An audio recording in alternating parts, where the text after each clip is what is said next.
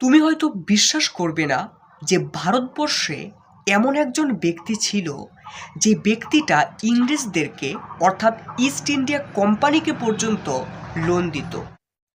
18 শতকে এই ব্যক্তিটাই ছিল ভারতবর্ষের মধ্যে সবথেকে বড় ব্যাংকার পরিবারের একজন সদস্য। এটা শুনতে অবিশ্বাস্য হলেও এটা সত্য ঘটনা। শুধু ইংরেজ না, নবাব সিরাজদৌল্লা, আলীবর্দী খান এবং আরো অনেকেই এই ব্যক্তির কাছ থেকে লোন নিত। এই ব্যক্তিটার নাম ছিল মহাতাব চাঁদ। এই ব্যক্তিটার উপাধি ছিল জগৎ শেঠ। তার যে আর্থিক শক্তি ছিল, সেই আর্থিক শক্তির জন্যই সে এই উপাধিটা অর্থাৎ জগৎ শেঠ উপাধিটা সে পেয়েছিল। তুমি নিজেই চিন্তা করতে পারো, যেই ব্যক্তি ইংরেজদেরকে লোন দিতে পারে তার আর্থিক শক্তি কতটা।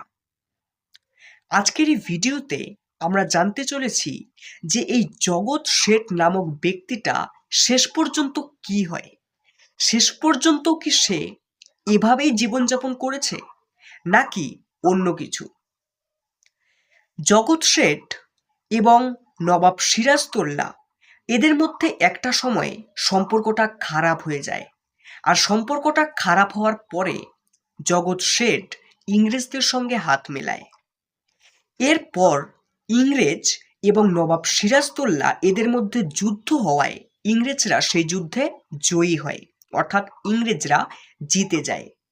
ইংরেজরা জিতে যাওয়ার পর ইংরেজরা জগৎ শেঠকে রাস্তায় নামিয়ে দেয়, অর্থাৎ তার যে সম্পত্তি, তার যে টাকা পয়সা সবকিছু তার কাছ থেকে কেড়ে নেওয়া হয়।